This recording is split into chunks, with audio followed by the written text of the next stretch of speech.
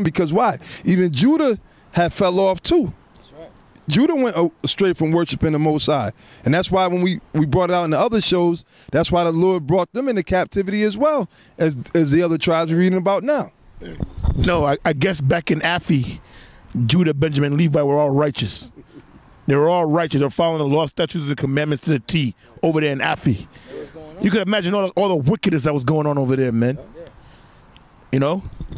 Hey, the first intention would have been, it might have been the right thing, but eventually they became corrupted. That's why the scriptures say that all have sinned and fallen short of the glory of the Most High. Right, and back in Genesis 49:15, and he saw that rest was good, and the land that it was pleasant, and bowed his shoulder to bear. Yeah, because of his sins, just like the rest of the tribes, they had to serve their enemies, because that's the curses, right? And became a servant unto tribute unto this day. That's right.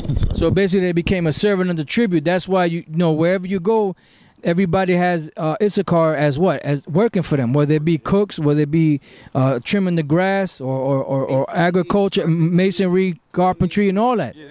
You know, because it goes back to the pyramids that they built. All right. So let's go back to the information. All right. It says Garcia, in his celebrated treatise on the origin of the Indians, adduces as a partial argument in favor of the Mexicans being descended from the Jews, the similarities which many of their laws bore to those of the Pentateuch, Which is the 5 books of Moses. Yeah, the 5 books of which are the 5 books of Moses. This argument is so conclusive that it is unnecessary to insist upon its force.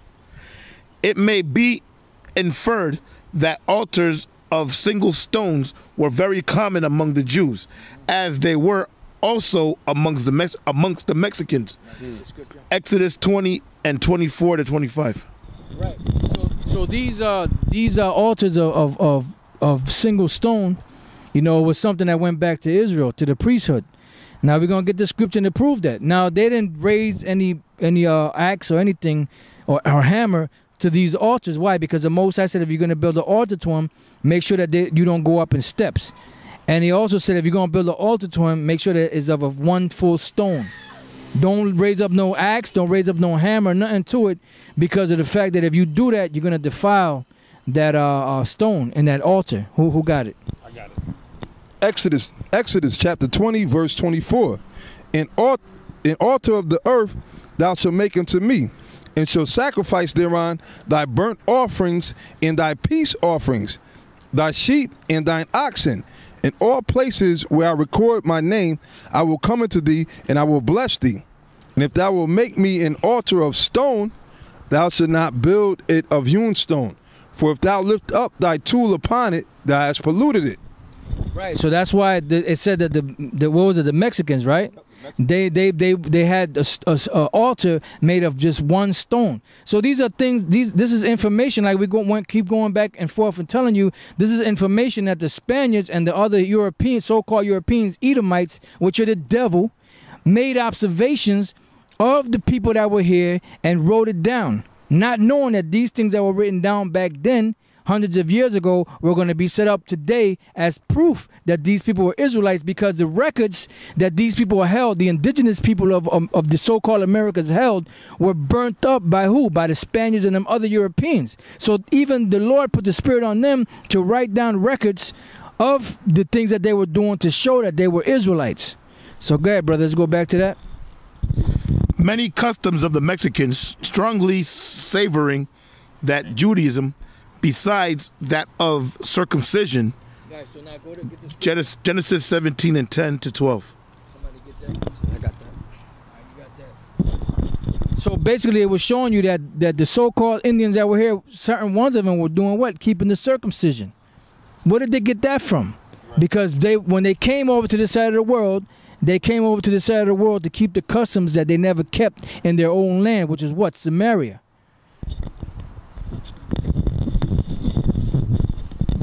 Genesis chapter 17, verse 10. This is my covenant which ye shall keep between me and you and thy seed after thee. Every man child among you shall be circumcised, and ye shall circumcise the flesh of your foreskin, and it shall be a token of the covenant betwixt me and you. Right. So basically, what that was the covenant of circumcision, which was given to who? To Abraham. And who did he eventually give it to? To the Israelites.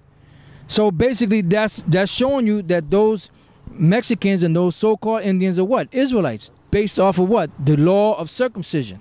Go ahead, brother. You got something? No. Slack. Many customs of the Mexicans strongly savoring at Judaism, besides that of circumcision, having already been noticed, such as their wearing fringes fastened to their garments, was Numbers 15:37 to 41. Right. And that's why, where did it get the fringes from and the borders of blue and all that? They were all the way on this side of the world. Where did they get that from? You know, for you guys out there that question it's impossible for these people to be Israelites, because all Israelites have to be Negroes. You know, you're out of your fucking mind, man. Right, the Canaanites, they came over here. Right. The Zidonians, they didn't. There's no relics of them wearing fringes. They came over here. How come they just didn't all of a sudden just let's start wearing fringes? Yeah, the Moabites came over here. The Moabites came over here. The Chinese came over here. There's no records of them wearing fringes.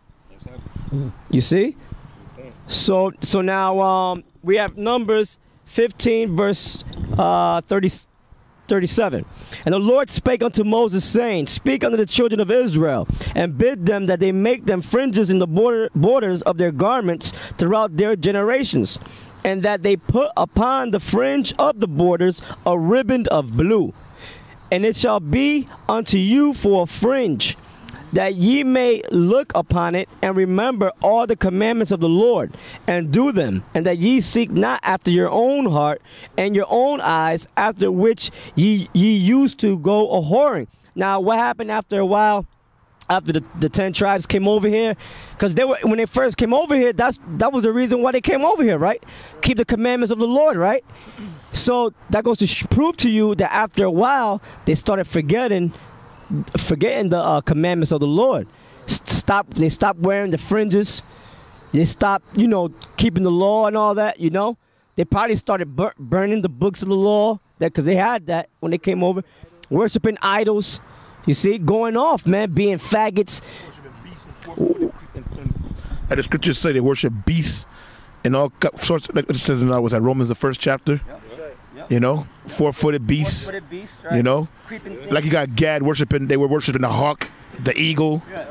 All right, they worship the sun. Yeah, the beetle. Some of them worship the white buffalo. White buffalo. Hell, a lot of them worship the white men.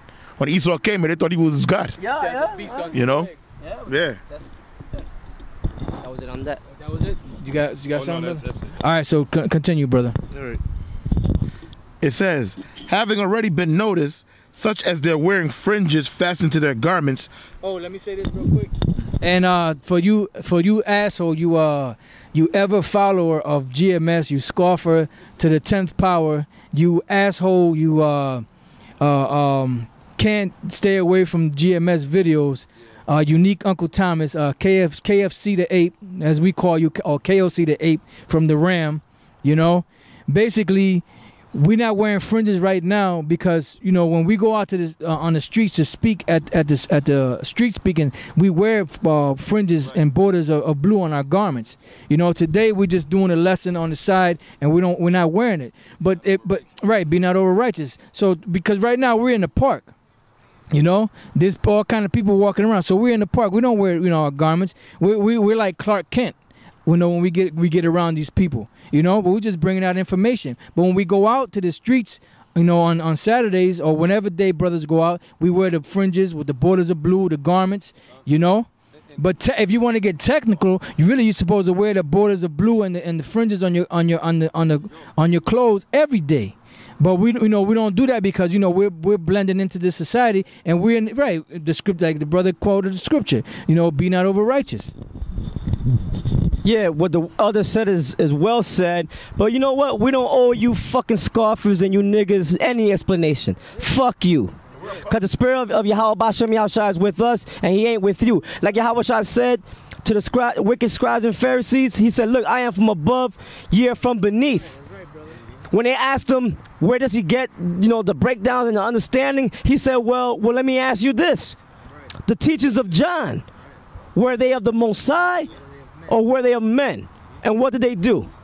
They couldn't answer him. And because if they would have answered him, they would have cut themselves because everybody knew that he was a prophet of the Most High. But for edification's sake, because that's what we do, we bring our edification to the spirit of Yahweh Bashem Yahushai for the elect sake. Judges 5:11. They that are delivered from the noise of archers in the places of drawing water. Now, the noise of archers in the places of drawing water, that's here in America. Drawing water represents slavery. When Israel went up into the land of Canaan, a certain group of the Canaanites weren't able to be conquered, man. So what did we make them? Oh, actually, what happened was the Gibeonites, they feigned themselves to come from a different journey. So they acted like if they was a different people. So basically, they was faking the funk, so to speak. And they basically said, that they just came to serve Joshua and Israel. So when Joshua found out later that they lied to him, instead of killing them, which he rightly so, since they made an oath with them not to put them to death, they made them hewers of wood and drawers of water, they made them slaves. Beautiful, man. So that's what it is. They were made slaves. And it says, they that are delivered from the noise of archers in the places of drawing water, there shall they rehearse the righteous acts of the Lord, even the righteous acts toward the inhabitants of his villages in Israel. Then shall the people of the Lord go down to the gates. Now, the word that you want to focus on is the word rehearse. What does the word rehearse mean? The word rehearse means before an actual event takes place, you rehearse. A synonym or a word that's close is to practice. Because when you practice, you're going to mess up. And rehearsal, and as a matter of fact, in a rehearsal, in any event, you have room to screw up, so to speak. Room for error. In the actual event, you have to do the actual thing without messing up. But now, dealing with the word rehearse, it also means to recount. So in other words, here in our captivity, we're recounting or saying and explaining the same things that were going on back then, breaking the scriptures down to you. And also, in the meanwhile, while we recounting these things, we're rehearsing, meaning that we're doing the things that are in the law, getting ourselves prepared and ready for when the bridegroom comes, which is Yahweh Shai. Right. Because that's exactly what happened during the time of Ezra, right? After the captivity of after the Babylonians, after the Babylonians, all right, the Lord had it where they were able to go back under the leadership of Ezra, all right, and there was many prophets there with him. That was during the Medo-Persian Empire. During the Medo-Persian Empire, okay, they allowed them to rebuild Jerusalem. And there was many prophets there, man, building. And it tells you that they had the sword on one hand and, like a building instrument in the other. Building, So that's exactly what we're doing now. We got a sword in one hand and building instruments in the other. What are we building? Well, first, the sword is the scriptures of Yahweh Bashem Yahweh Shai. And on the other... And the building material, right, which is go hand in hand. That's right. Literally, go hand in hand, because that's what we're building now. Right now, we're spiritually building the walls of Jerusalem, sealing up the breaches, right, of the house of David.